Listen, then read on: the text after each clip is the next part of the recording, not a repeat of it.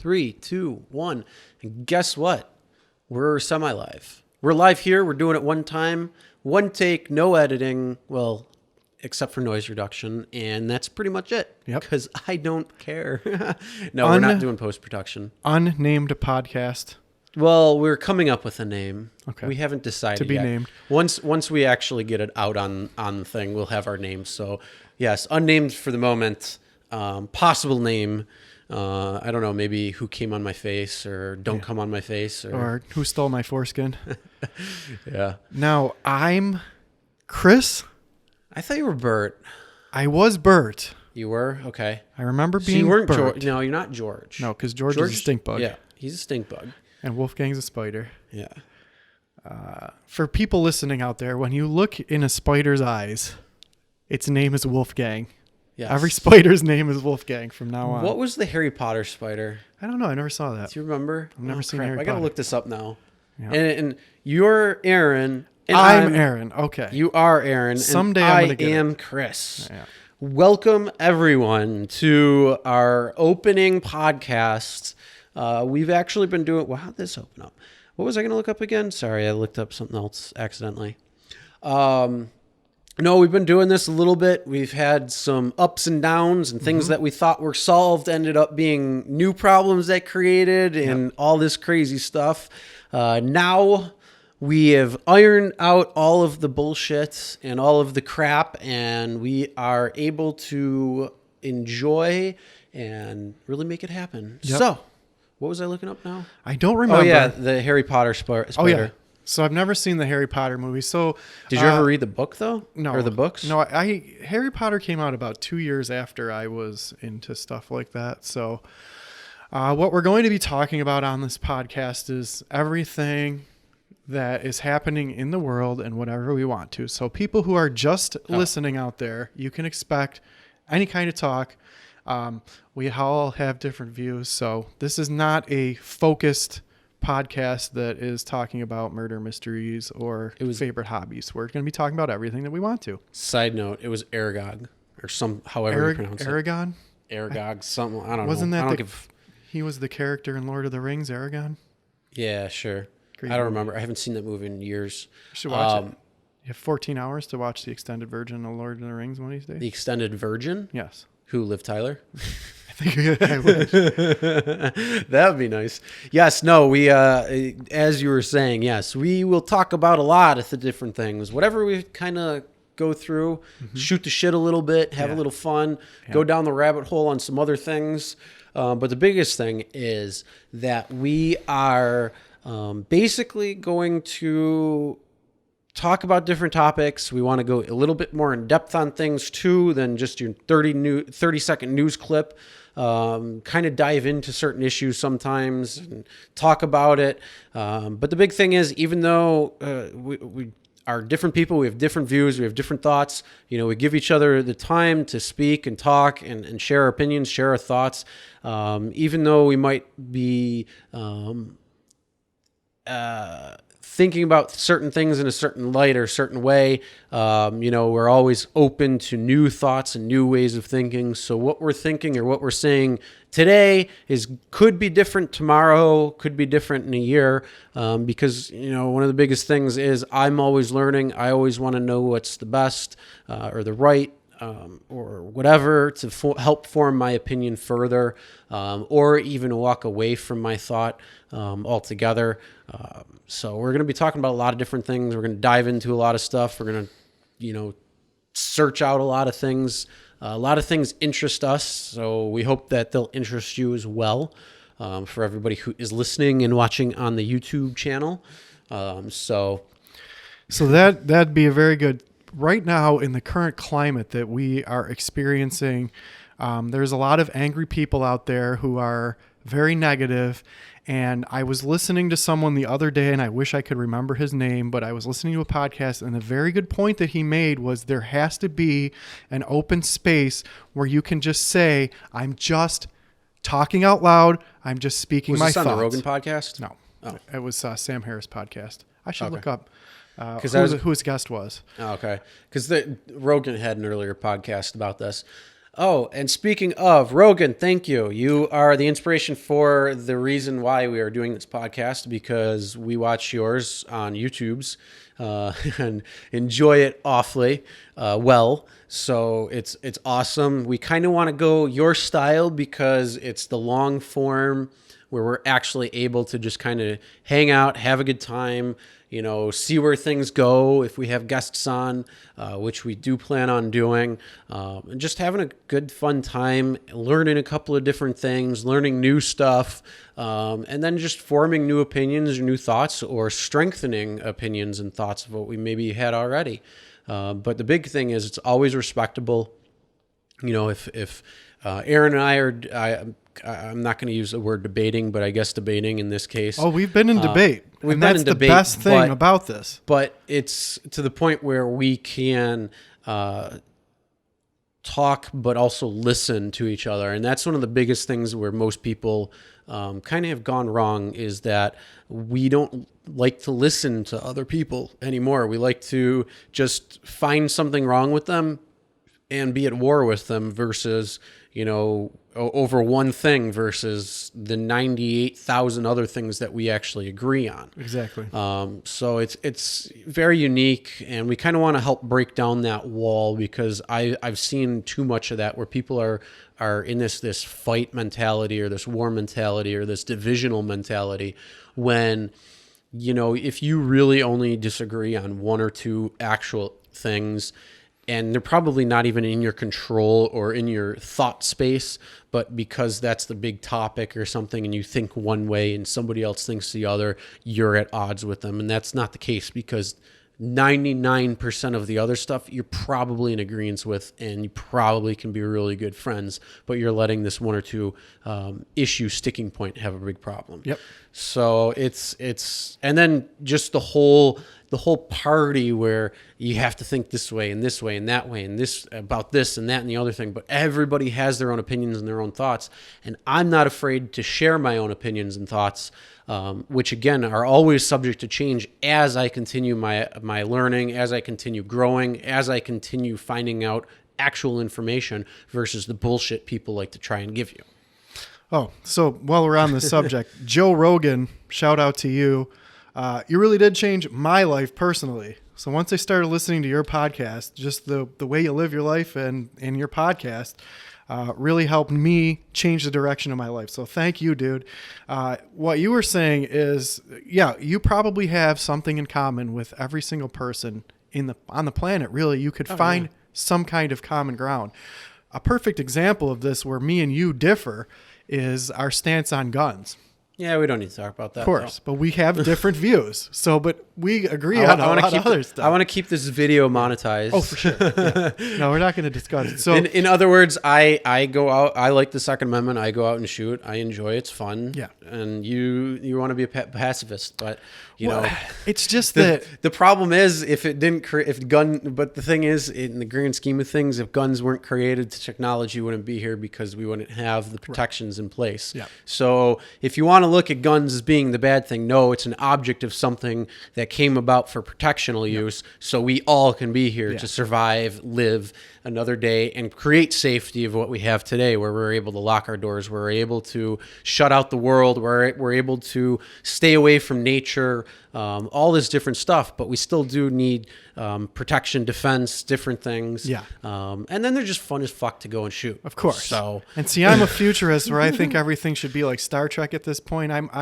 That's my flaw in life, is that I think we should be more advanced than we are currently, and that there isn't a need for all these weapons any longer. Technically, the military... I live in a dream world. Yes, but technically the military is like 25 years in advance of what we are. Sure. So they're living in the future. Really so again, that's the military. See, that's what makes me sad about life. And why is the military the most advanced? Why aren't... It was a whole nother topic. Sam Harris, the podcast that I watched or listened to, was Making Sense with Sam Harris, number 155, Mental Models with Shane Parrish is his name. And he made a very good point. We should be in a space where I can think my thoughts and say, look, I'm thinking my thoughts right now. My thought might change tomorrow. This is what I think currently, and I'm just speaking out loud. So just because I say something on this podcast does not mean that in a split second later I'm not going to change my mind or have a different thought. And there's got to be room for error. Well, let me ask you. You and I, like I said earlier, we've gone through many different times we recorded back and forth and working through problems that keep coming up, and now we finally hit a point where we're like, we're good. Yeah. We don't need to worry about that. Yeah. And you and I have done podcasts that are 3, 4, 5 hours long, quite a few now already. Yep. So let me ask you, out of all the different things that we've talked about, you go in with one stance and viewpoint, and then you and I actually sit down and talk about things. Has there been something where you changed your viewpoint after we've talked, just in that short amount of time? I'm sure there's been a lot of stuff, but I'd really have to think about it. Nothing comes to mind right now. Oh, okay. But if I thought about it, I will. I'll mull it over in my brain. And Food for thought. Yeah, Sure no, will. I'm curious because, Yeah. like I said, we've had quite a few different topics. Some getting really deep down the rabbit hole. Yeah. So we actually, you know what? Maybe this should be called the Red Pill. Oh, I like it. Yeah. The Red Pill Podcast. And then at the beginning, we'll have Morpheus at the beginning say, you can take one of two pills. You can take the blue pill and wake up and believe whatever you want to believe tomorrow, or you can take the red pill, and I can show you how far the rabbit hole goes. I like that. I That's really kind like of it a too. cool little thing. Plus, I love the Matrix trilogy. It's fucking deep. Oh, it's so great. so deep. I watched it about 10 times before it really picked up what it was putting down. Which But one? Just the all of first them. one or all three? All of them. Dude, there's so much behind in that movie. It's Yeah. crazy. The part where he's talking to the architect, I had to really watch it over and over again to really get what was Everybody happening. had to, yeah. But the main thing was or the main change. It was funny because the war was never really between the humans and the robots. Yes, that was what led up to the creation of the Matrix, the power necessity for the robots, but it wasn't really the new war that was going on was actually between the architect and the source versus the what the hell was her name? I can't remember. The prophet. The Oracle. The Oracle, yes. Those two, because she looked at a viewpoint or saying we need to work together in order to create a better world for both of us to survive. And they were looking at it as we need the power to control so we can thrive, when in fact they themselves were on the bare cusp of failing as well too. So it ended up changing in the viewpoints. So because they went through 6 or 7 matrices already, she was the final push that she tested these different theories on how to try to create it back to the norm, where both could live together and both could be open and free, while they wanted just the control. So she put in love, and that was what was the change. And that's why Neo, when he was in that room, chose between love or what you should be doing in terms of the predecessors and the continuation of the Matrix and the next version of it. So it was very unique in that aspect. Oh, for sure. And there's a lot of subtleties in it. And another thing that I didn't really pick up on the many times that I watched it is when they're in the train station with when Neo's stuck in the train station and he can't get out. There's the guy that's the program that is trying to save his daughter into and he talks about his karma and this and that. And if you really listen to it, it's really philosophical. And you don't pick up on that. I didn't pick up on it until later in life when I started, And then but at that point, that's when Neo was like, but those are human traits. And he's like, what's human? Yeah. And it's like, because artificial intelligence, which that would be also as well, would still have that ability to understand human emotion. Because if you look at it, you can't just say human emotion, because you can look at animals and see what they're like. your dog or your cat or whatever. I mean, cats want to kill you, but dogs look at you with love and compassion and just like are happy to see you and wagging their tails and enjoying. Unbelievably And then you amazing. see other animals that, like the parent, the mother of the mother animal, and then the child animal or offspring. You see that bond that goes there, and like the one of the big things is like whale intelligence and dolphin intelligence. They're very intelligent creatures, and they have this huge emotional complexity to them that we don't even understand or know about. And just because we have the ability to speak amongst us, and we're able to manipulate the world around us, these animals are very smart too and very intelligent, but they don't manipulate the world around them because they're kind of there. They do what they got to do. And like seeing these animals scooped up from their tribe or their area and then put into like a cage, you see them all depressed, you see them get down, and then you don't know what the others are like. Like you rip your calfling away from the mother, like that family unit or however it's set up, and it's like, what the fuck, man. It being like a human being on the planet Earth, we're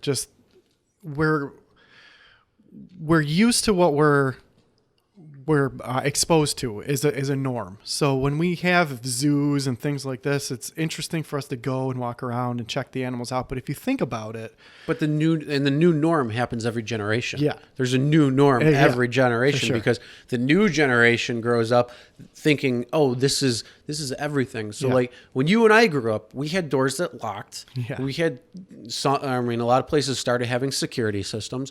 So you had this security and food on the table. You go to grocery stores, we had refrigerators and that.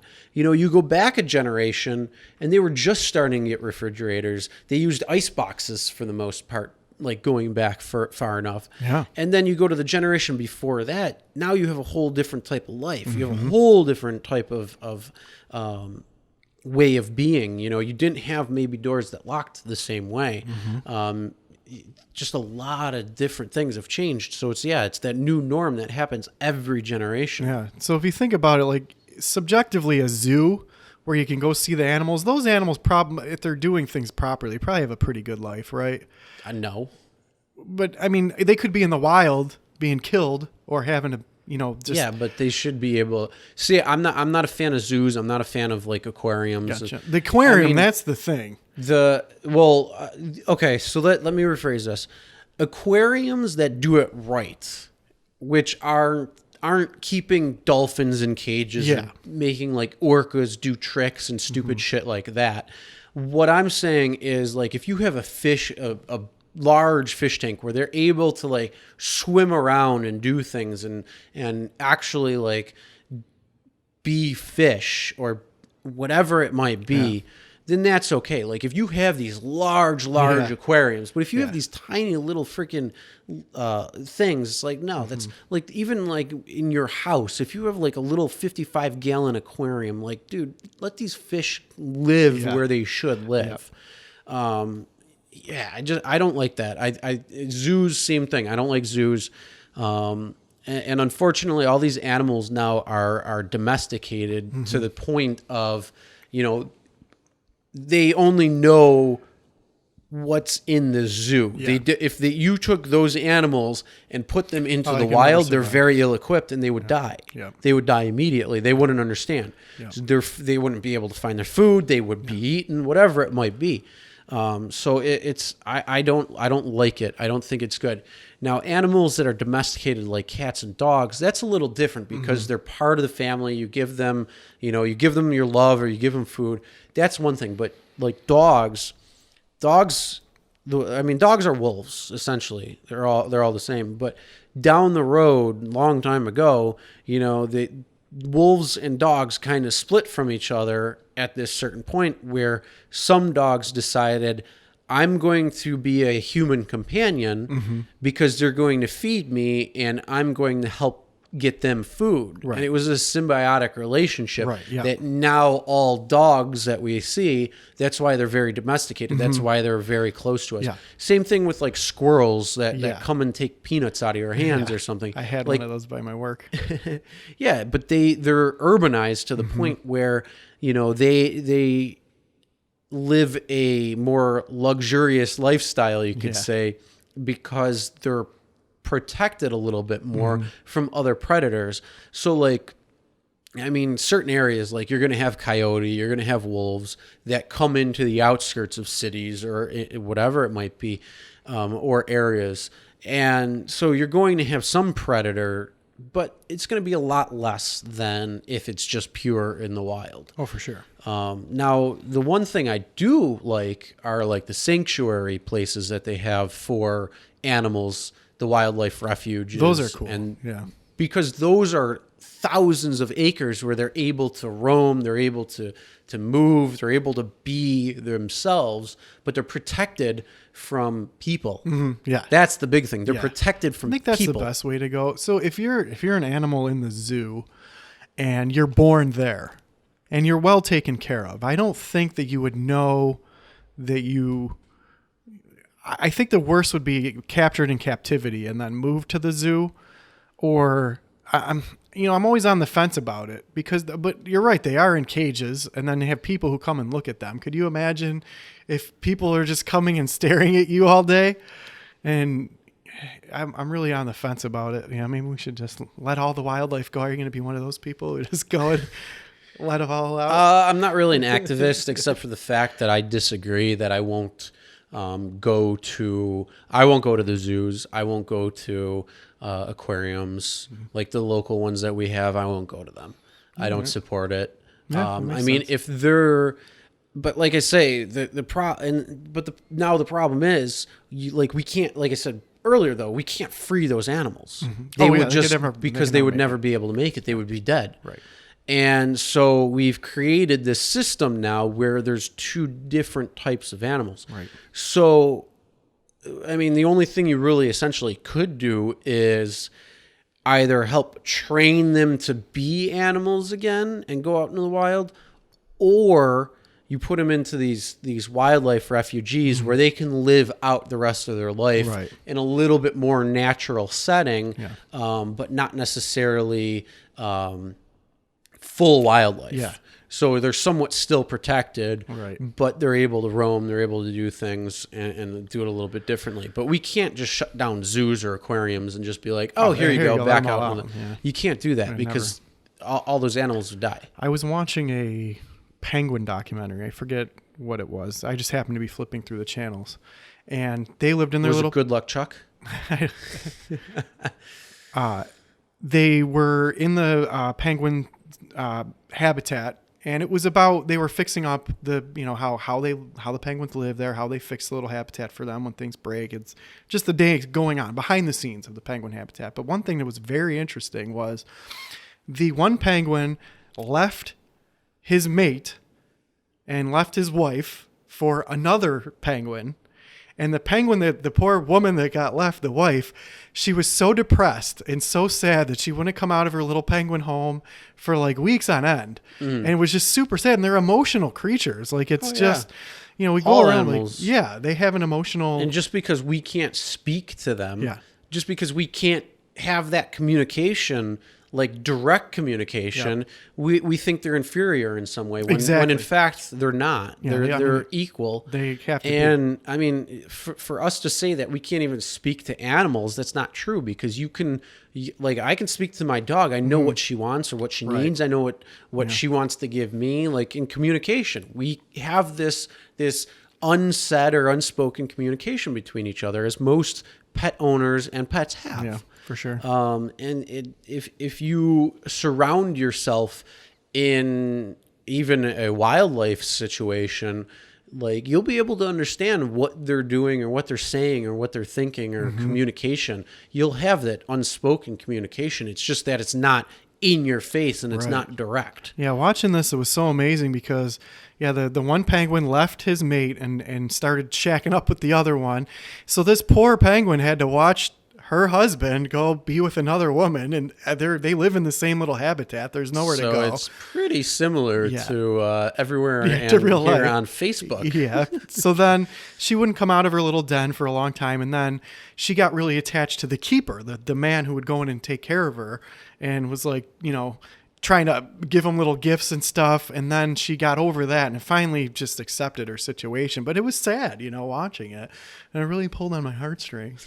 So I'm like, but that's nature. But then I'm like, okay, so if they were in the wild, it's to me like, okay, then they have to watch out for predators and they're struggling to survive. So it's the less of two evils. Like they're in a habitat where they get fed every day and then someone comes and cleans up after them. But it's Yeah, a but small, it's still, yeah. it's not the way they're meant to live. Right. Yeah, exactly. And again, I mean, if we would have never had zoos to begin with, No.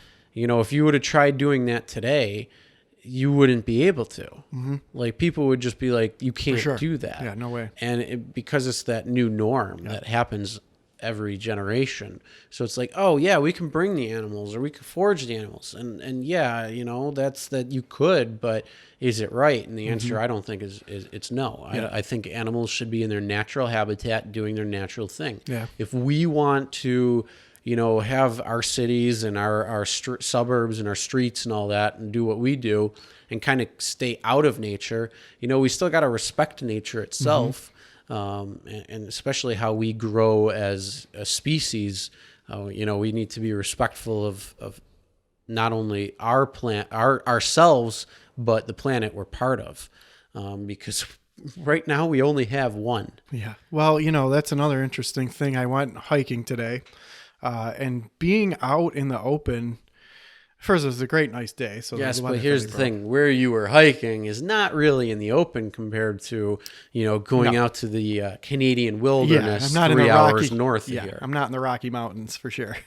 But you can, if you walk down the little trail and go around the other way where there's not a lot of people, you're in the woods. There's trees, there's scenery. There's deer. There might be a bobcat, which there isn't. I mean, there's no real predators out in this area too much. No. I mean, you have some black bear that's not too far. Right. But they're not close to here. But just being out you get in some coyote that's Yeah. around every once in a while, but that's not much. But being in nature where there's, there's birds and there's bugs and there's rushing waterfalls, you realize how caught up that you get in the day-to-day routine, because think we're in a safe space right now. There's no predators getting us right now. And then we can Except get for out. that possible asteroid that's like, For sure. I'm going to smack that blue Yeah. planet. For sure. We'll have to keep an eye out for that. But, right now we're relatively safe. We don't have to look over our shoulder because there's a mountain lion that's going to come and eat us to death. Hopefully not. Don't look behind you. I definitely will. And then I can go out and get in my vehicle and I'm safe in my vehicle relatively. And when you're driving, you have to pay attention, but there's no predators. Yeah. Well, once you get into nature and you realize where we came from, and I've been really thinking a lot about the hustle and bustle that you can get caught up in being part of human society. And are we going in the right direction? Is the goal to have the biggest, best, fastest thing, or should we just, be here? That's what I've really been thinking about lately. I think it's got to be a balance. Yeah, for sure. Because again, each generation has that new norm, so you're pushing it. So it's like everybody that's born today is on the cusp of having a crazy good smartphone, having a good computer, having the internet, having all all this stuff. You can't go backwards now. It's a matter of shifting the focus from doing it a certain way to being more sound and reasonable when it comes to just where we've come from and just being part of the same on this planet. Yeah, for sure. Unless we terraform Mars, and then who gives a shit because there's no other animals out there. I'm glad you brought that up. So here's my question. Right now on the planet Earth, we get the flu. There's viruses. There's HIV. We have an opportunity, if we're going to do something on other planets, to have life on other planets, which it looks like the most intelligent or most successful among us want to do. They want to venture off the planet. I always had the issue of we have an opportunity to eliminate disease. In fact, a good way to think about it would be, I think War of the Worlds, was that it? Which movie was Tom Cruise in? Yep. Okay, so those things all, spoiler alert, those things all died because they caught our viruses, right? Yeah. And they didn't bacteria. have the immunity. They didn't have immunity. Well, I along those same lines thought, if we're going to another planet, I don't think humans should go to other planets. We're going to bring diseases there with us. Like, you'd have to be really careful. But here's the thing. We don't necessarily... Okay, so Mars could be one of two things. Mars could just be a dead planet, but they also think that there was life on the planet at some point. Microbial life could survive in worse conditions than what has happened. If it thaws out, or if it comes to or comes back, those microbes or those bacteria or those viruses could have detrimental effects on humans that go there, or anything that go there. And that's not just Mars. That could be any planet. Any planet could have life on it that we just don't understand or know about. In terms of microbial or bacterial, or even if we find a planet in a different solar system that has life on it, whether it be primitive or advanced, and you go there, you still pose a giant risk, because just look at our planet itself. You had the Native Americans who populated North and South America, and you had the Europeans that had sickness and disease and this and that came over to the Americas, infected everybody who had no immunity to it. Yep. So it's different. And let me correct you on one little thing. You said we have the ability to erase disease.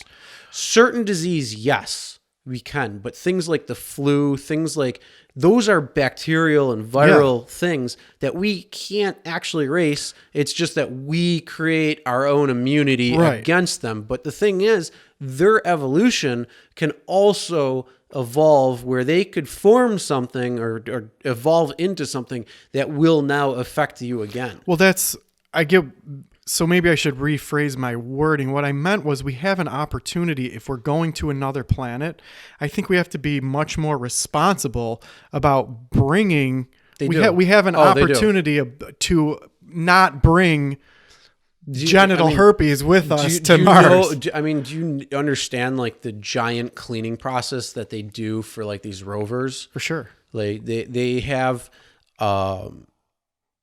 this giant cleaning process to make sure that nearly every bacteria or every virus or every microscopic little thing is eradicated off of this unit that's going to a different planet or different area, because they don't want it to survive the journey and infect that planet. See, that's responsible, and I'm glad to hear that. They're doing that already with the what they're going to be doing. If they're going to send, still you're going to have a long time until people go there. Well, that's what I'm saying. They're going to be vetted. Exactly. But I really think that no matter what you do, humans, we're all bacterias. There's nothing you can do.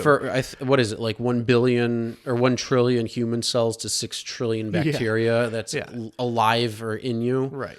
So you're more bacteria than person. Just a human being going to that foreign planet is automatic contamination. So you're never going to be able to eliminate it. But so it really is the only solution somehow growing embryos from DNA? You can't, a human from the planet Earth could not go. No, because you still, for a human to survive, you need that bacteria that's in you. Yeah. You need it. Otherwise you would die. You need the bacteria in your stomach and the acid to create the acids to break down your food. And then you need the chlorella to break it down in your intestines so you can absorb it, and then it can go to your cells and all this other thing. Yeah. So you need the bacteria in your life that's in you. But that's a symbiotic relationship. Then there's the parasitic relationships. And the thing is, we don't have that information. We want to think that we know so much, but we don't even know a drop in the ocean in terms of knowledge. Exactly, my point. For anybody to say that, Yeah. But and that's the whole thing. It's got to be all this trial and error. Like the only way we can go forward, you want to live in a world of great technological advances. You can't get there without doing trial and error. You can't do it because Yeah. here's the thing. You can only act on the knowledge you have. Sure. Until you realize there's all this other knowledge that you didn't know about or Yeah. didn't take into account before. So yes, it's always got to be a trial and error thing. And is it the right way? You hope it's the right way versus the wrong way. And sometimes you get lucky, sometimes you don't. You See, know, when the we're- human experiment. Yeah. Have Wow. we? I mean, When we're talking about terraforming a planet, I don't think that we can just do trial and error. I think we need to know exactly what Well- we're doing before we go there. We do yeah, have a but chance to. That's the whole Yeah. thing. We can think we know what we're doing, course. and we can be like, "Oh, this simulation works Yeah. perfectly," and we could get it to every single scenario that we runs it at 100%. We're good to go. It'll complete, and then you go there and you don't take into account a certain thing, or you don't course. realize a certain thing. It's like these podcasts. How many how many issues did we have trying to go from number one, like beginning, all the way to today, and how many issues came up that we didn't see or foreshadow or know? It's the exact same thing when it comes to just technology or terraforming or anything that we do. Yeah, I would wait. And it's the same thing with War of the Worlds, where they come out into the planet. Yeah, They didn't know. of course. They just came here one time. They're like, all right, well, life is on here. We're setting up. And then we're going to come down back again once life has actually flourished. Boom, bing, bang. Yeah. Hey, guess what? Can't Now make they it don't- anymore. Now they don't have immunities. But that's my whole point is like, so I think that before we should send humans to other planets, that we should have a lot more knowledge as human beings. There's a lot. It's Yeah, exactly but what my about point. that There's so much we asteroid don't that's know. coming that's going to wipe out the planet? And then, you know, sometimes you got to, do you want the continuation of the species or do you want to act accordingly? Yeah, well, there's in bases on the case- moon. Yeah, bases on the moon for that, I'm sure. Well, yeah, we already knew that. Yeah. I mean, there's all those monolithic. I mean, did you ever see those pictures Which one? of like the what look like buildings and monoliths on the moon?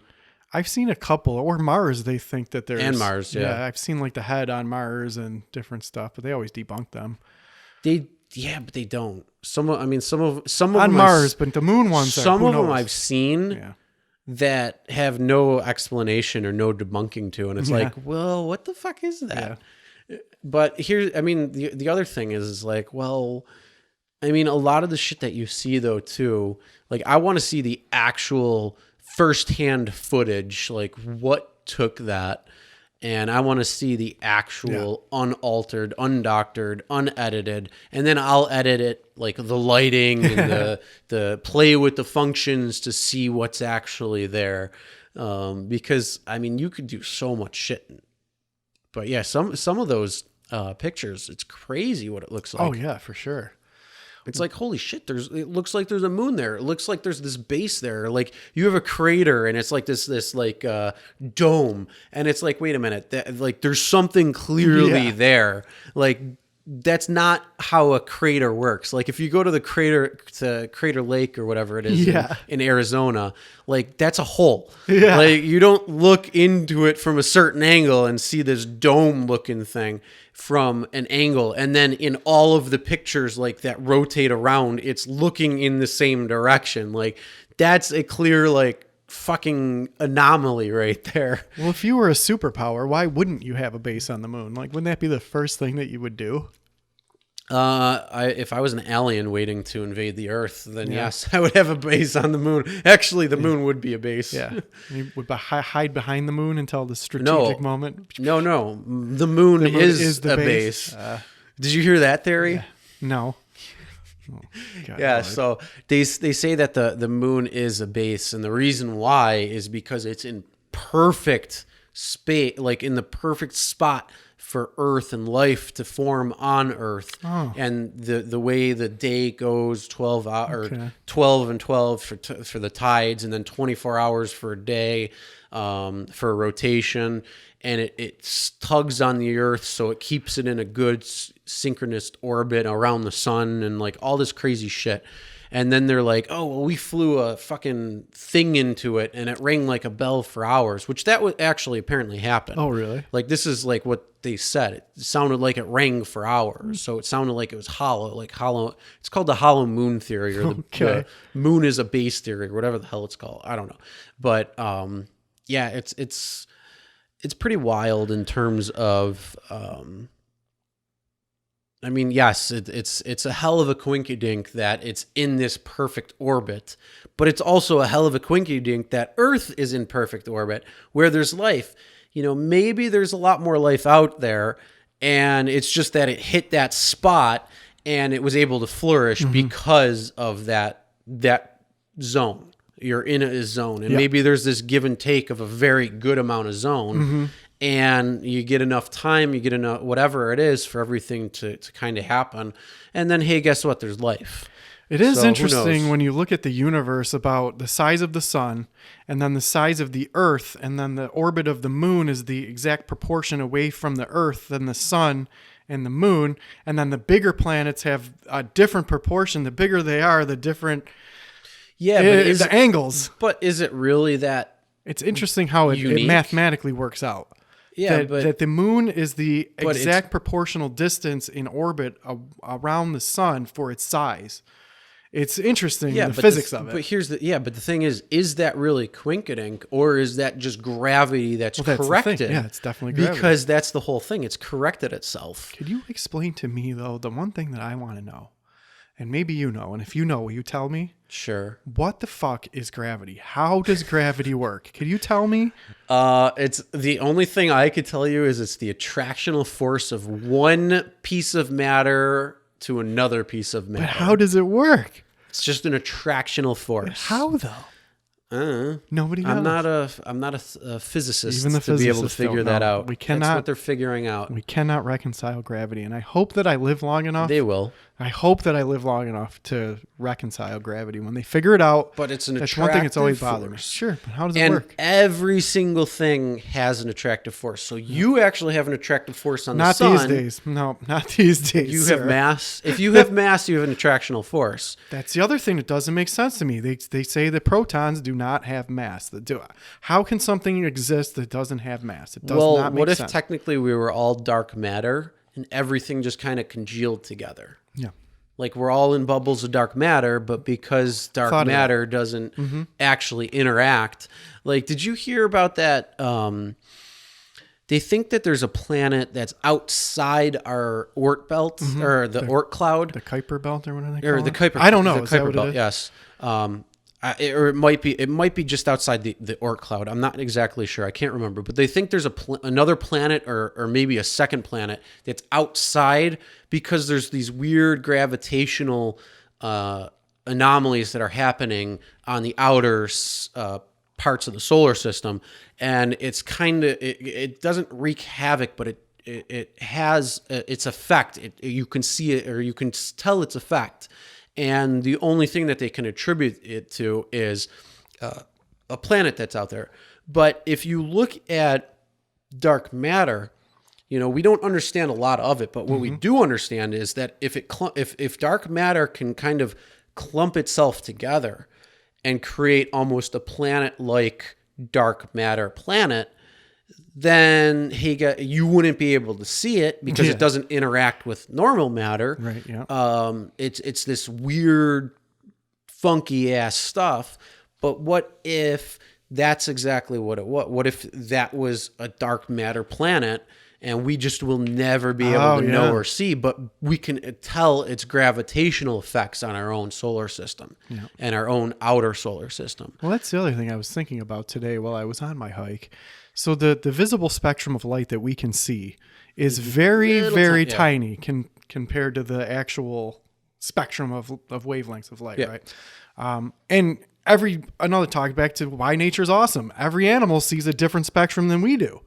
So we don't even know what it's like to have a dog's eyes. We don't know what life is like for them, or to even have hearing like them. But anyway, Yeah, some have like can see in IR, some can yeah, see UV. mosquitoes are like a predator; they see in heat. It's Yeah, crazy. some are some people can see UV. It's specific at, Yeah, they have at the extra sometimes. cone. Yeah, Yep. there's someone that can see like millions of colors more. They have the extra cone in their eye. This is very interesting.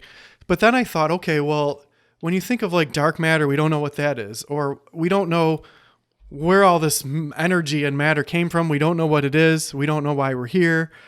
What if everything that I think is a physical object, like wood or my skin, what if that's the negative space? What if everything's a solid and what I think is the solid is actually the negative part of it, and it's the opposite? I don't know. Think Who that knows? one. I don't think that one would work I don't think so because it's a strange type of movement. Yeah, But technically, is this table really here? that's the whole thing. Because if you look at an atom and how it's designed, like if you have a football field, like the nucleus of that atom is literally the center point of the 50-yard line in the center on both left and right.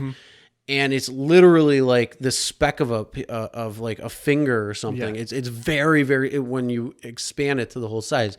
And then you have all the electrons kind of going around, which are even smaller than that. It's like a blade of grass here. So like in the grand scheme of things, it's like more space They'd than... be if you could. That's not. So the current theory of particle physics, which again is still under debate, but it's a wave function. So it's not even the Well, it's nucleus. both. Yeah. So the nucleus And you're of the talking about electromagnetic, or the You're not talking about the like that's to find out where electrons are or how they interact. Are they a wave or are they a what is it? A wave or are they a particle? Right. But the thing is, there's all this crazy stuff where it can be both, and this, and that's what the whole quantum thing theory is. But when you look at the whole thing of a cell, or I mean, not a cell, of a atom, I'm talking about in space itself. Yeah. You know, if you blow up a single atom to a football field, the nucleus of that, so the protons and neutrons are in the very center in the 50-yard line, very small. Like it would be like a freaking small thing, but the electrons, which are even smaller, would just be like scattered throughout, and there's only a couple here and there. And they're in rings, but it would be the length of a football field away. That's the distance. Anything but the rest is all space. Yeah, like that's it's just the space. analogy. So it's like, well, then this table I can really touch it, and it blocks me from going through, or I block it from going through me. And yet most of it is made up of nothing. Yeah. Well, if you really want to think about it, you're not even really touching the table.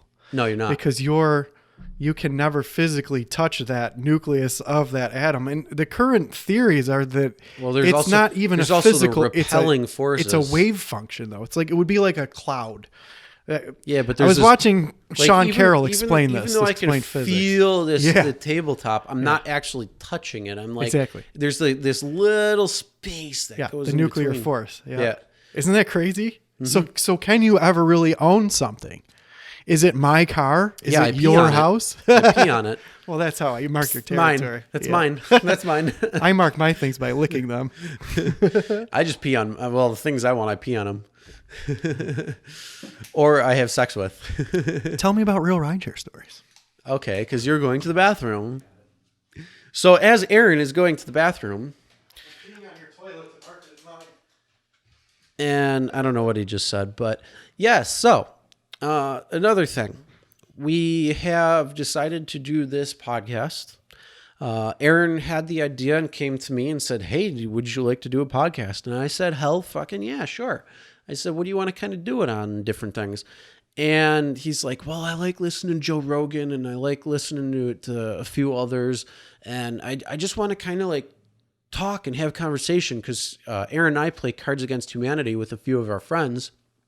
And we always get into these crazy deep and interesting and intellectual conversations, as well as just shooting the shit. So were kind of doing it along then, and it was just kind of a unique little thing. So it was kind of fun where you get into it, and so yeah, we're doing that. And he wanted to talk about real rideshare stories, which I guess we can talk about too. Which every time I go to the bathroom, you'll probably hear that brought up by Aaron, because that's his only little segue. Because I don't know if he knows how to talk to other in general. I promote you. Yes, but you I got to promote speak you into the because I believe in microphone. you. So let's Well, get thank really you. deep. How about this? Here's my question. So if you, Which, let's by the follow way, along. Real Rideshare Stories is a channel of mine on YouTube. Yes, check it out. That you can go and see, and it's a lot of fun. And if you really like, make sure you check out Rideshare Driver Joe. Yeah, it's good. Because Rideshare Driver Joe is a great man. So let's get really deep then. Here we go. So I don't want to go that far. follow along with me. The electron I thing told that- you I wanted to shoot the shit today. I don't want that's to what get we're too gonna deep into it. Yeah. So the electron that you're explaining, I follow along. The allegedly the space that is between an electron and the protons and neutrons in the center of the atom is a football field of distance between.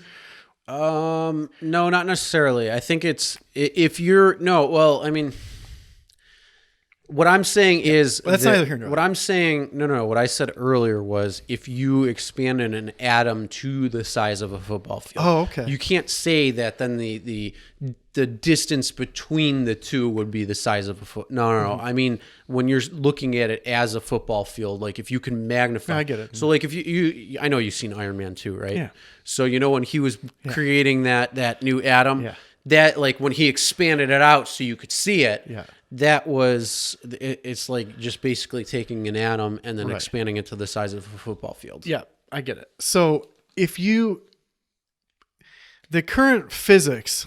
But in the quantum world, I guess Right. you could fit a football field in the size Wow, that's of where- that space that's because where- now everything's Yeah. getting There's so much wacky. unknown. So here's my question. Physics can explain everything that is in this room. We can know what kind of atoms build everything and we know how they work, right? But physics is pretty confident that nothing's going to change and they know how to explain everything. So my question is, if we know that atoms make up our bodies, and we know what those chemicals are, we're pretty good at even measuring the chemical compounds that make up your body. My question to you, sir, is what is consciousness? So if it's a bunch of atoms put together, then what is consciousness? It's an outside force that we don't understand or that we don't know about because we're not in that dimension.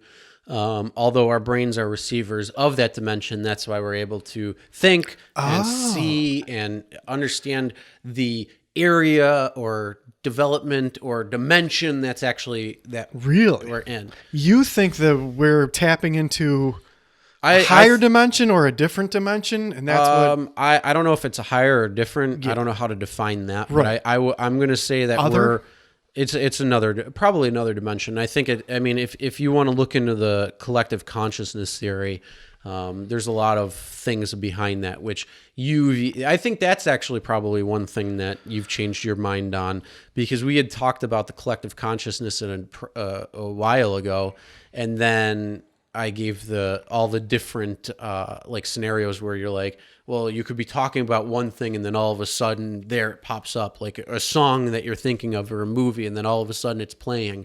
Like it's almost like one could cause the other, or the counterpart of that action precedes the action prior to, which means like the fact that it's on, it sends out this information that connects with you before it comes on. So it's almost like a time travel-esque type thing. It definitely made me question reality. That's for And sure. then it's also like the easiest thing to go with that is like if you're thinking of somebody and all of a sudden they call you like the next day That has or a happened. couple hours later. That's happened. That's kind of the thought behind this collective consciousness, where we're all really one, whether we're person, whether we're animal, whether we're tree, whether we're life, whatever it is, everything.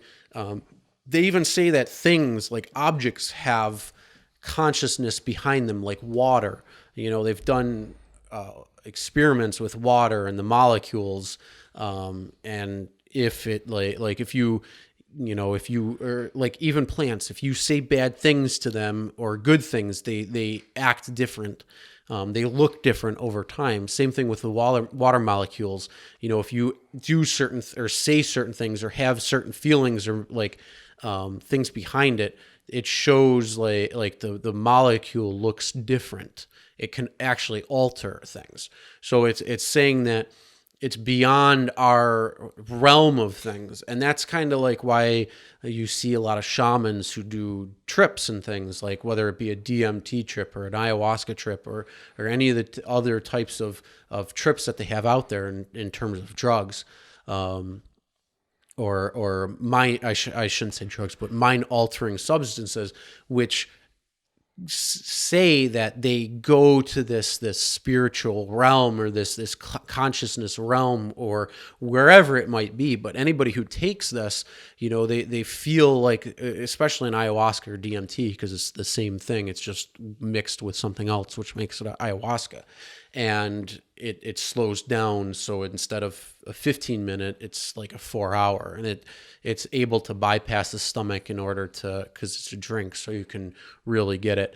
But it's where you go into, like, a lot of people will explain the same thing when they're on this, where they'll be in they'll feel like they're in a different dimension, or they're talking to interdimensional beings, which could be consciousness on a different level, or it could be that type of consciousness, or maybe that's the level we're able to access with the ability of these mind altering substances. And we might not be able to hit the full that true conscional dimension, but at least go from one to the next. And yeah, it's a pretty wild and unique thing. But if you actually sit there and think about it and say, like, if I give love to that plant and I'm like, you're an awesome plant, or you're, I can't wait, or you're green, you're grown, and it grows big and strong, and it's just this happy-isk plant, it's getting this love and attention of what we think, and we might think it's like ridiculous, but then, you go to another plant in another room and you say, and you're like, I hate you, you're a piece of shit, you should die, and like all this crap. And you see the differences between the two, even though you might water them the exact same, they might be in the same amount of light. Maybe they're in like the front part of a house, just in different rooms. So they're very well in a similar situation, but they're getting two different things. One acts and it looks like it's dying, while the other one is flourishing and doing well. And the only difference is how the interaction between you yourself and these two plants is. Since this is our alleged introduction podcast, it's going live. We have probably like 10 or 11 other ones recorded, right? So maybe we just release them in the atmosphere at some time. But This is going to be probably the first one we're introducing ourselves to the world. So a little bit of background on me. I grew up playing sports, but I also really like science, and I switched my attention to music as I got older, just listening to it, and to other things in life. I gave up sports, but I always have loved science. So for me, when you learn the scientific method and you learn in school, the education system is one thing, but one thing that is a benefit to me was this learning the scientific method and how to be objective and how things actually work. So my question to you is this something that I can look up where there's like a experiment where people are being positive towards one plant and negative towards another plant, and like, is it? Yeah, you could look it up. You could very interesting. Do it yourself. Yeah, I'm always interested in this there's stuff. The guy who did the water test with the water molecules. He was a Japanese person. I don't know what his name is, but you can look that stuff up too. There's quite a few It's so interesting. things on that. I'm definitely going to look into that, because here's my whole thing. I was listening to a gentleman named Cyrus. Shout out to Cyrus out there if he ever hears this. A very intelligent guy. About 3 weeks ago, he was talking, and he said that he believes that we are as human beings, we are tapping into an unlimited knowledge, that there is something in the universe that is an unlimited knowledge, and we are just tapping into a portion of that knowledge as human beings. Yeah. If you're talking about hallucinogens or altered states, for me, I always think that because I love math and science and biology, psychology, all this stuff, each different function of your brain, I think the chemicals that you're ingesting are turning on different parts of your brain. But I've heard 2 different people who have taken salvia, which is a hallucinogen, or I don't know, but I've heard 2 different people who have taken that, and they have described feeling like they were being processed through gears, that their bodies were going through some kind of mechanical gears. 2 people who don't know each other, have never met, both described the same hallucination, that they went into some other world and that they were being processed through these gears. So there's got to be some kind of connection there. Now, are they tapping into some kind of unlimited knowledge, a different dimension? Or is that chemical triggering some kind of function in their brain to where it's just hitting a certain... Who knows? We don't know. It could be either or. Yeah. But the thing, I mean, the biggest thing is, let's take a look at the light. The light spectrum, the entire spectrum. So you go from gamma ray to what's the other end of the spectrum? I don't know. All the way the other. And visible light, like you said, we're only at this point. I don't even know. Okay. I don't remember. But I mean, the whole spectrum, you have this giant spectrum. You as a human, or we as humans, can only see this little tiny sliver. part, which is the visible light spectrum, which is your color spectrum. It's basically. Roy G. Biv. Yeah. And everything else we can't see. So we can't see gamma, we can't X-ray. see X, we can't see beta, we can't see any of these rays. So why, if we can only see this, and we can't, let's say there is some connection between all of our brains, like this giant web, but the thing is, it's outside this realm of looking. And think about it. We didn't have the ability to look at UV. We didn't have the ability to look in IR. We didn't have the ability to look in these different ray lights up until very recently. So if that, I mean, think about it. Like the human brain could be transmitting and sending signals everywhere, and we don't necessarily know where that's going to be.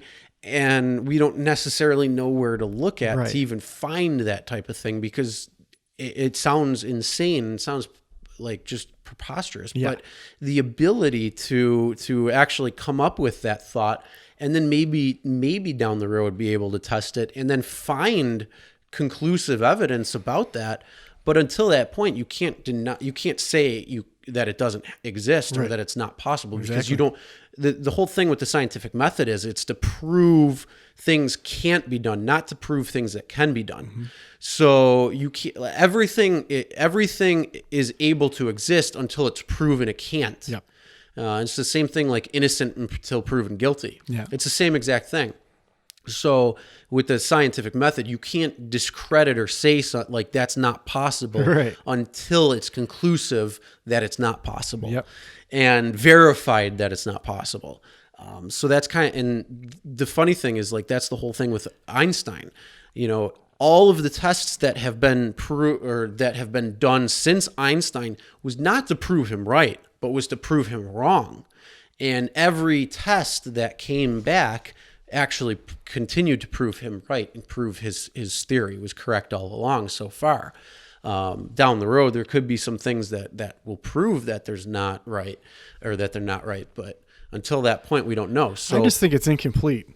That's all I think, because we can't reconcile gravity, and it doesn't make any sense. So we just don't know. Don't know, and that's the whole thing. Like, so we don't know the whole thing. Like, we don't know our interaction. I mean, maybe this mixer board has the electricity that's going through it. So the electrons that are moving, it produces, maybe it has life, or Yeah. it has a thing or a consciousness to it. And I mean, think about it. Like if you're saying like, oh, you piece of shit mixer board, Yeah. all of a sudden it stops working properly. Yeah. Like our thoughts and it actually communicating on a different level that we're not like aware of, where now that mixer just says, well, I'm not going to work anymore. But it actually could have a consciousness itself behind it, even though it sounds preposterous. It could. It could. You And don't know. the thing is, we don't know. And until we're able to unveil that realm of possibility, or even able to, go into a way where we can look at it, we just, it's all theory and it's all possibility up until some point where knowledge can come in and say yes or no. So when you think about life, what if there's only one life force and it's just one thing? So there's only one life, but because you're a different person than me, we're just one life that's experiencing a different time of life. Do you understand what I mean? So like you're me. Interstellar? Well, no. So like there's only one life force, and I'm experiencing this part of life. You're experiencing a different part of the same life, but because of the way that physics works, there's only one life force. You're just experiencing the life at a different time. So like At a different perspective. exactly. So like what if you're me and everybody's all connected and everything is the same? I don't necessarily know about or believe that part of it. I mean, just because it doesn't make it's not as clear as something else. But like, if you have this inner web between people, you could say yes, that's one life force, but it's multiple. So it's like, what the hell is that stupid movie, Avatar? Yeah. Like the tree has like all of the light goes out from the tree, and it's this collective being, and you essentially log in or join into, like, if you're this avatar creature, whatever the hell they were called, and then you like want to fly on that thing, and you just connect your connection to it like in a physical way.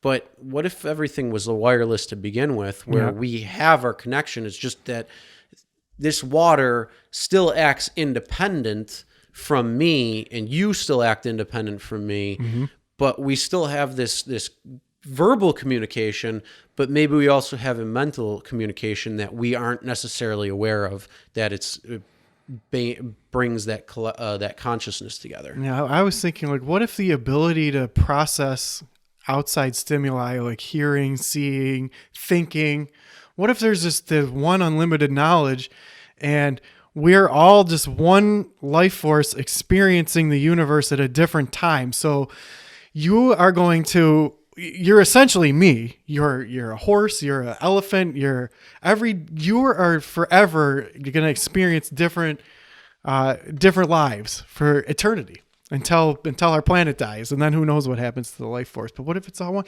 What if you're you're going to live as a gnat, and you're going to live as a dung beetle, and you're going to live as you, and you're me, and it's all just one thing. That's like a reincarnation thing, but I don't know. It's just because there's different interactions. Yeah. So like, you are your own person, you have your own experiences, you have your own thoughts. I have my own experience, I have my own thoughts, and they're all different. Yeah, but what if it's just one force and it's just a different variant of it? Yeah, I don't know. Yeah, I don't think so. I'm not sure about that, only because it's not a complete. Yeah. It's not very complete in any way. Here's my question. What happened to crop circles? Where are crop circles? What happened to them? They still happen. They do? Yeah. How come I haven't seen any lately in the news? Because nobody gives a shit about them anymore, since they've been quote unquote debunked. Yeah. Although there's still some strange things that apparently are around them, that they say that there's this unique isotope signature happen around them. Oh, really? And there's no footprints, even though there's people that they're apparently bending the straw. There's no footprints, and then the straw that when these crop circles aren't actually bent by that. Like they look different. Like it looks similar when it's out larger, like when you're looking down on it, or even like there looking at it. But if you look at it microscopically, it's apparently different. So like the bend it breaks in this, but on the other ones, On the real crop circles, on it's the real snapped. crop circles, it looks different when it's bent. And this is enough evidence to show that crop circles are real at certain points, but other ones are made up. So there's the irradiation, the radiational isotope that's strange, that's giving off, and then the no footprint thing, and then there's some areas that look burnt, and then other areas may never go back again, and all this weird shit. Unbelievable. Yeah, it was like, remember when they were on the news when I was a kid? Another crop circle popped up in Dublin. Yeah, but that's the whole thing. Like, they didn't understand. Like, there was no way. Like, nobody understood how you did it, or like how they could be done in a short amount of time, until those people came out and said, well, this is what we've been doing. This is how we do it. And here you go. Yeah. Like, if I was a farmer and that fucking shit hopped up on mine, I would have been like, I want them arrested for trespassing and damaging my property. Oh, for sure. Because that's my wheat. Yeah. Man, I got to make a living. Yeah. Yeah, that was the craziest things, man. I'm like, what happened to crop circles? I don't hear about them anymore. Now there's going to be a rash of crop circles again. Yeah, no, they're still out there. You can still see them every once in a while. They pop up. But there's so much other news out there. Everybody wants to know the booger that Trump has just picked, and the next tweet that Kim Kardashian is going to make, or what the kid's name is that apparently they just had. I don't know. Like, the news that we hear of today is not news. Like, it's a Jerry Springer show. It really is. Called news. Well, I saved a bunch of articles. So there's an article about an Arkansas woman who got 15 years for posing as a sheriff to get her boyfriend out of jail.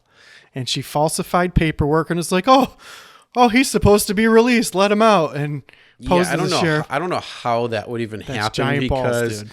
you need a judge's orders to be able to do that. Apparently she went to the jail and was like, here's the paperwork. So they were going to be transferring.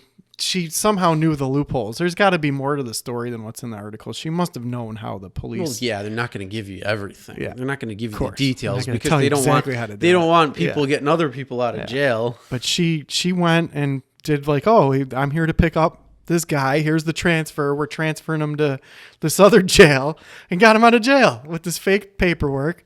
She got 15 years for that. But could you imagine the balls to do that? Like, you must really love your boyfriend. I wonder if it's like a Charles Manson type thing where like he's like got this control over this woman, like to try to do that. You said it was an Arkansas woman, not a woman we might know. No. Yeah, she's probably trying to dig a tunnel to get him out right now.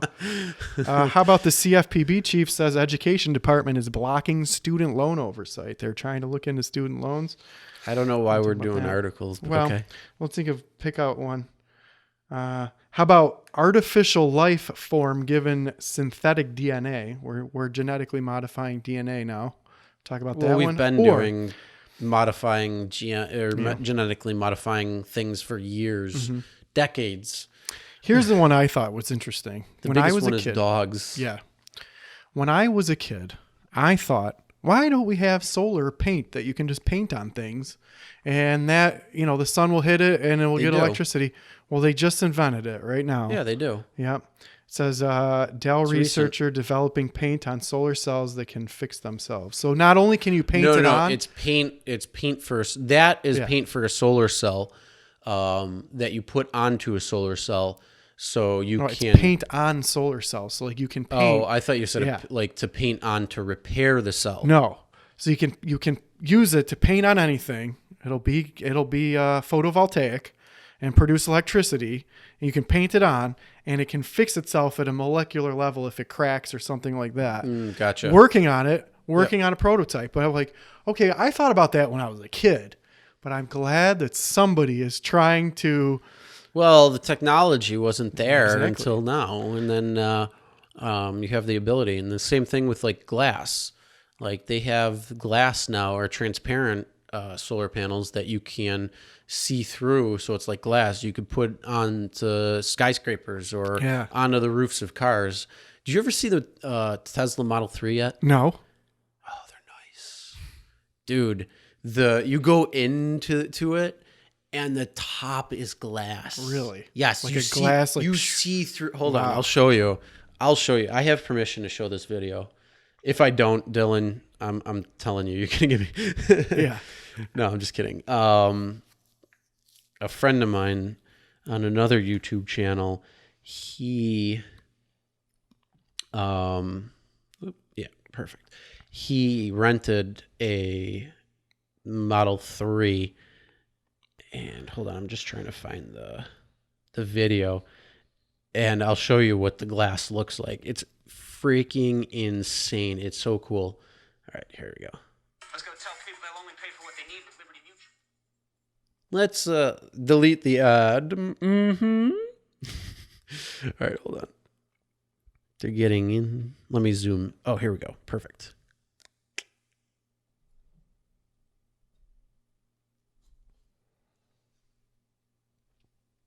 Can you see that? You might have to back up like 10 seconds or something. You could double click the...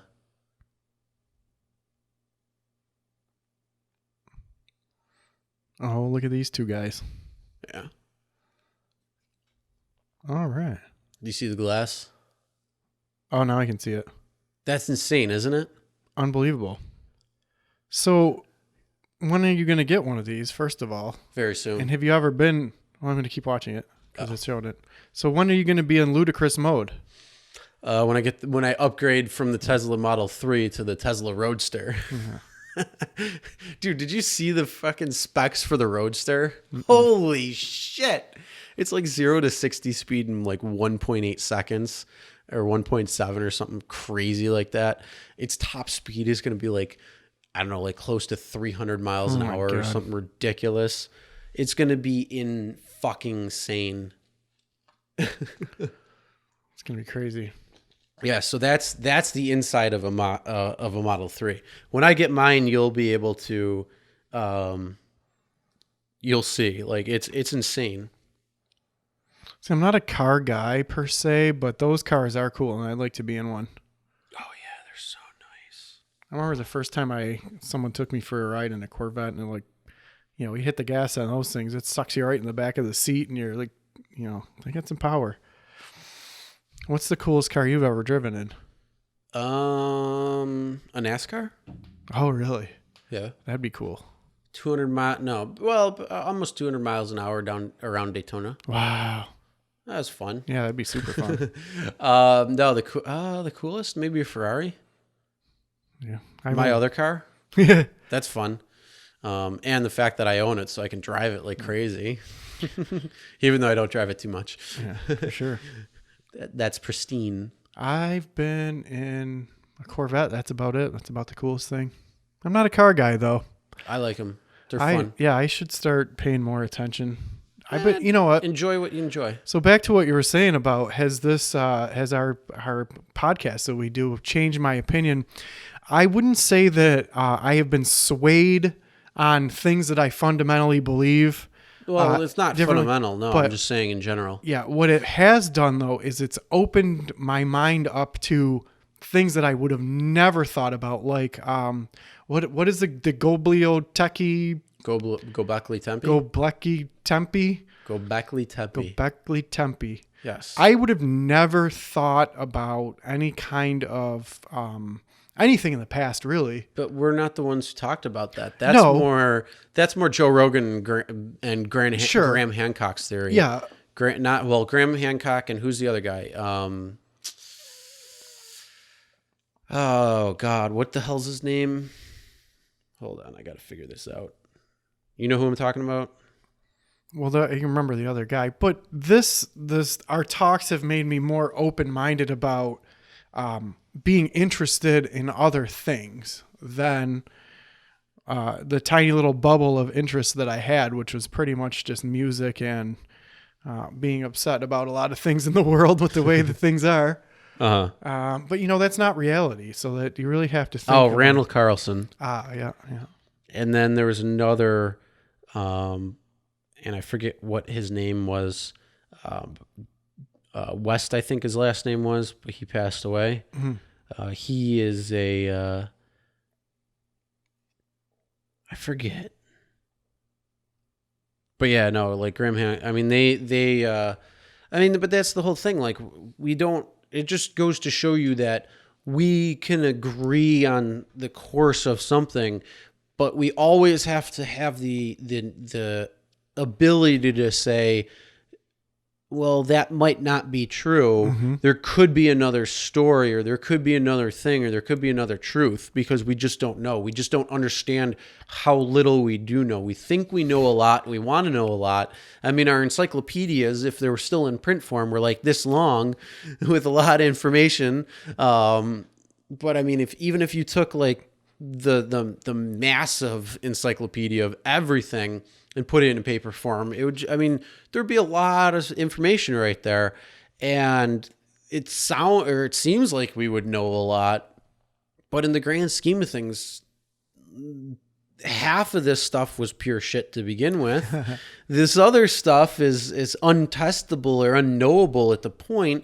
And there's this very, very thin line that, yeah, we know some things, or no, we don't know.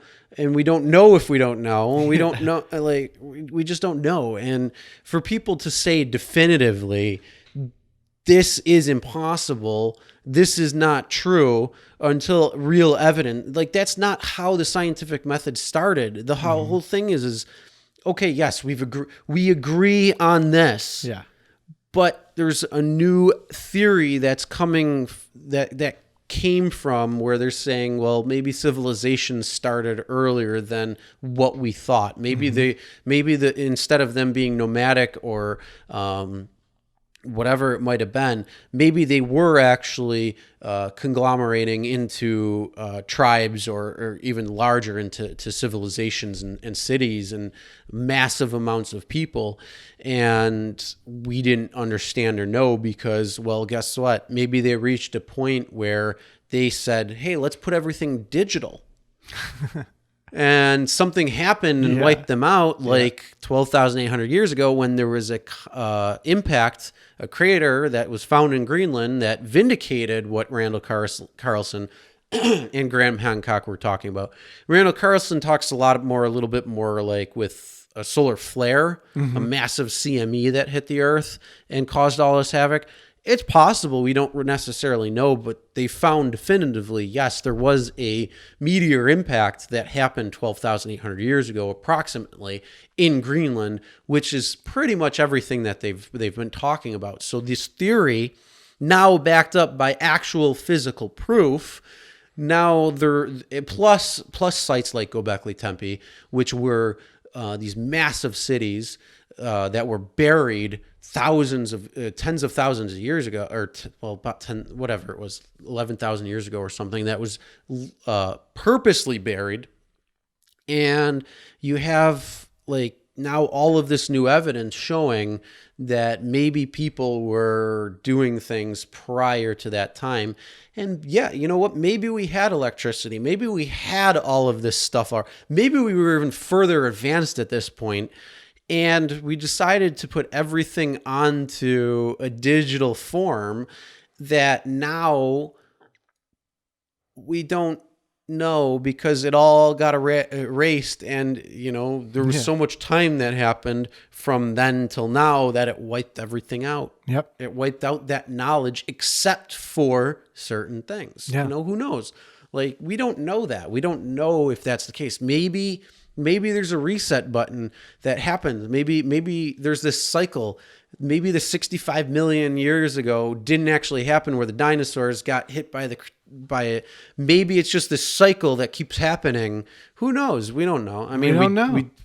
Essentially, that's not the truth, but we kind of, the Big Bang, they don't even know that the Big Bang is real. Like they have the science that can go to a certain point and they think that there's all this stuff that can back it up, but you could be going down a rabbit hole or down the maze, and then all of a sudden it ends, And if you would have if you back up and we would have turned left instead of right, Yeah. you have this whole other theory that gets you through. And now this Big Bang Theory thing just falls out the window because you realize that it looked right. Yeah. We were kind of on the right path, but then we hit this roadblock and we had to backtrack into.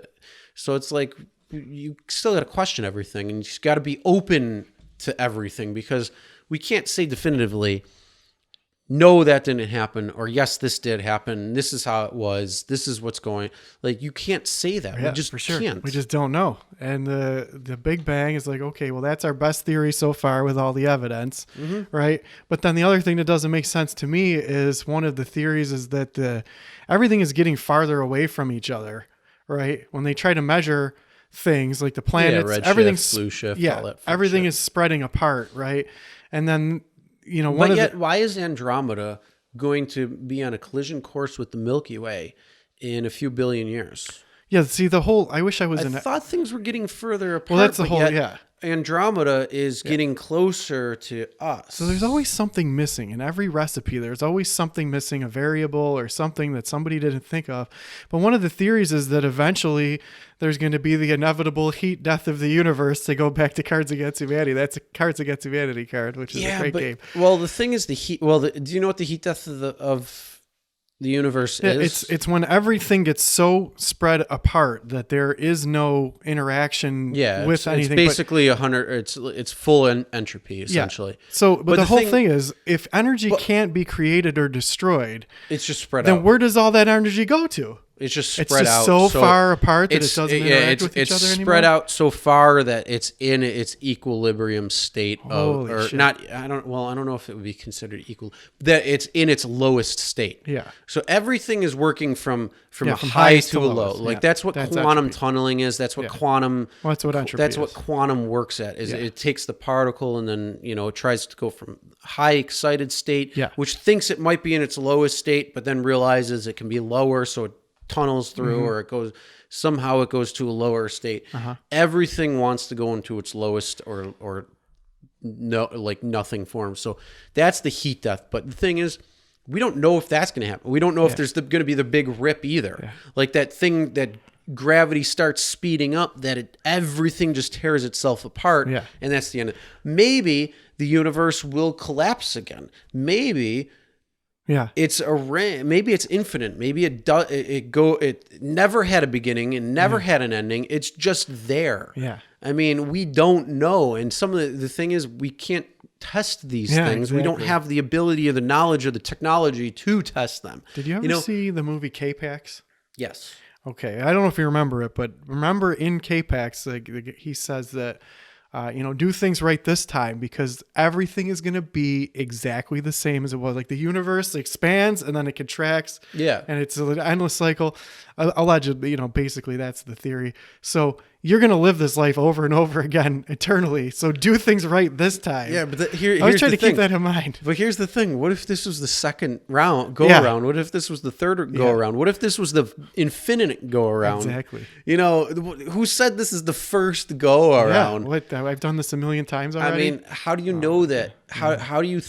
What if everything is already predetermined and you only think that you have the ability to choose and that you have the ability to go left or right, So but right everything now- was already pre-course, Yeah. pre-decided, predetermined. Right now, when I go upstairs, I didn't make the choice to do that. It's already been the choice. It was has already been- decided for you. Oh my goodness. That's I mean, that's a possibility. We honestly do not know. So yeah, I'm going to talk about real rideshare stories. We're going to be wrapping this up pretty soon because I actually have a couple of things to do tonight. But yes, one of the cool things is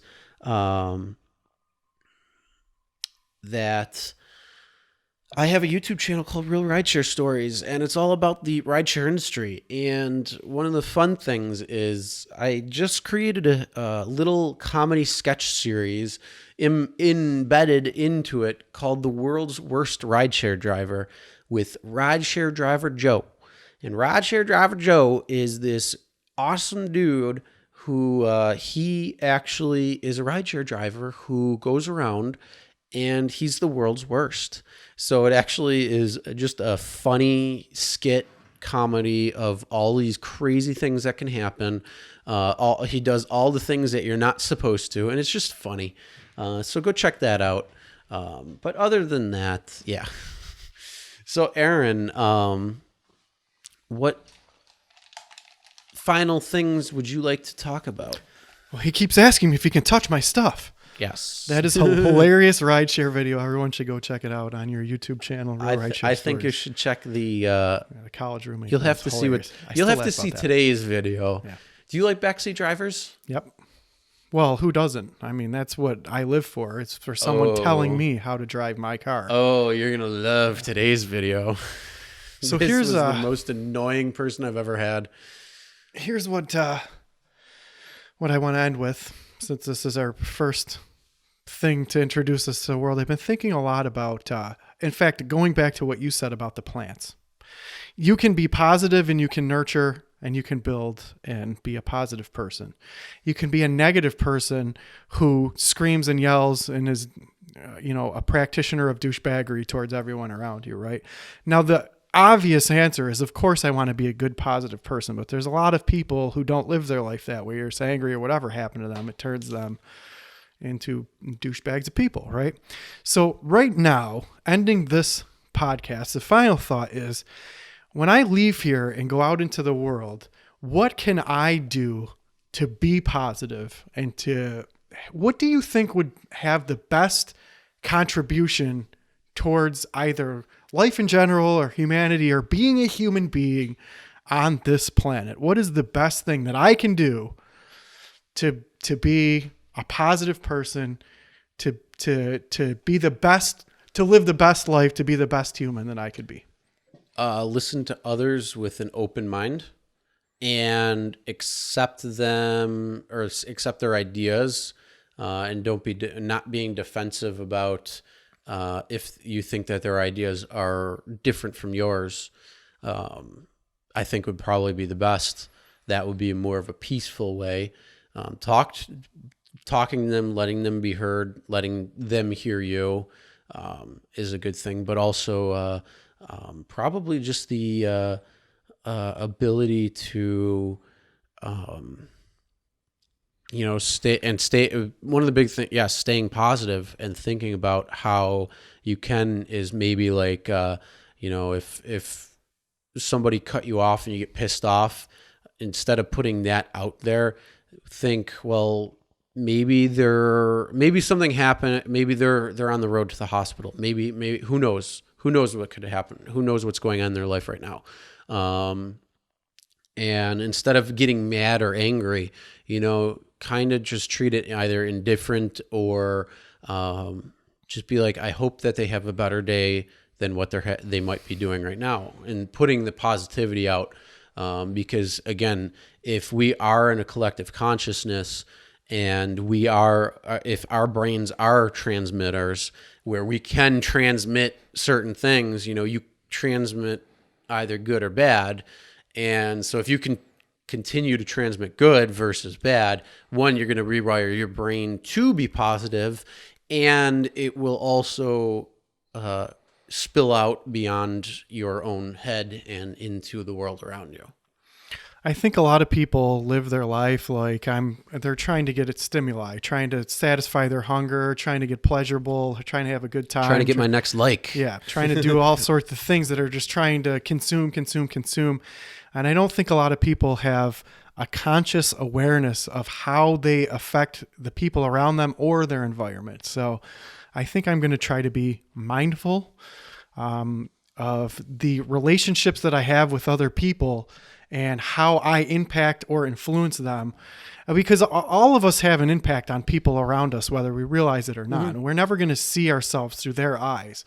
Yep. But we can start to think a lot more about who am I to this person, or just what you put out into the world or your environment. And that's what I'm going to work on. But also, if you can look at you outside yourself and ask yourself the hard questions to be a better person, if you so choose. That's another thing. A lot of people kind of don't want to. They're quick to judge other people. They're quick to judge, but they don't judge themselves, or they try to rationalize their irrational behavior and whatever it could be. So it's a unique situation, and it's kind of like you got to step back from that and say, well, how do other people think? And then one of the other things, you could just treat everybody that you come in contact with that they're wearing a sign that says "Make me feel important." That's like awesome. Yeah. I mean, that's something good for sales. Yeah. But or like what can I or maybe if you want to not think that way, but think, how can I make them feel better?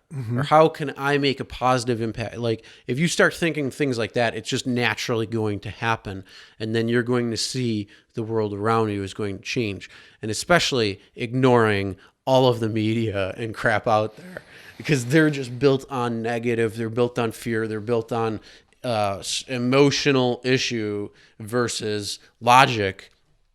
And that's what gets them ratings by clickbait. Like news is now clickbait. That's all it is. It's horrible. And if you really want to watch the news, you have to get outside the country in order to see what the news is really like. But yeah, in this area of the world, news is a Jerry Springer show. And it's built on negativity, and it's built on bad. And you see that happening over and over again every day. So it's just a matter of making things positive and putting that positive spin. And then for us and like the podcast, if we get into issues where you think one way and I think another, where we're still able to say, go on with what your thoughts are. Well, okay, my thoughts are a little bit different than yours, and this is what I think.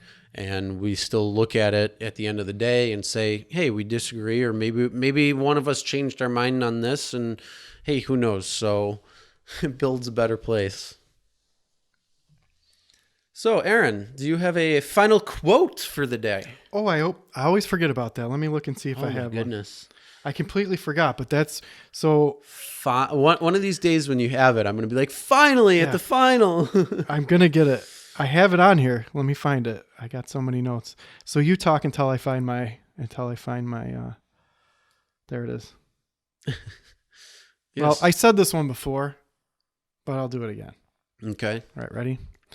Our life is shaped by our mind. We become what we think. Suffering follows an evil thought as the wheels of a cart follow the oxen that draws it. Our life is shaped by our mind. We become what we think. Joy follows a pure thought like a shadow that never leaves. I believe that's from the Lord Buddha. Does it say on there? I think it's Buddhism. It's the Buddha. It might be. We I'm can not talk sure. about that. I'm on the path to enlightenment. I don't know if I told you. I think everybody really is, or at least tries. It's just I don't different think variations. so. Yeah, I mean, Well, people who are furthering their own education in terms of being a better person, that's just being an enlightenment. Yeah. But you need to make sure you take care of your basic needs first. Mm-hmm. But I really think people get so caught up in society and the illusion of things that are going on around them, and they're I need to have my fancy car. yeah. I need to have my fancy Yeah. fare. and their own sense of who they are, their self-worth, they're just reacting to stimuli around them. I need to get 100 likes. That's exactly it. in 12 minutes. I need to get.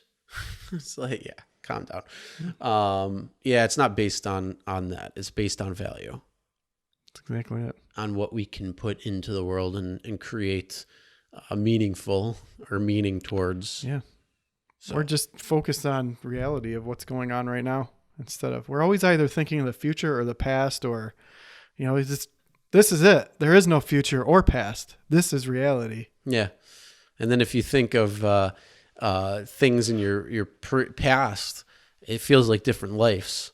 It's holy crap, that was a whole different time. Well, yeah, it was. This is a different time because you're living in a different life, essentially.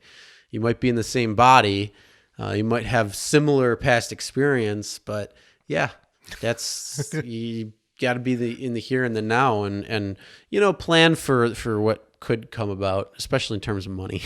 Oh, for sure. But, I'm not yeah. good at that either. Planning for the future. Are we supposed to be doing for that? Planning for the future? You should have started like 15 years ago. Oh man. You should have started before you were born. Oh, for sure. When you were a sperm swimming in your dad's ball sack, Yeah. you should have been planning. You should have been like, all right, well, I got to put away 30% every year so Yeah. I can. And when I get old and I want to retire, I live comfortably for 18 years. And I need a high yield portfolio. Oh my good lord. So All right. this time I was Aaron. You were Aaron. You're always Aaron. All right. And I am Chris. So have a wonderful, I don't know, night, day, morning, something. Yeah. See ya. Talk at you next time.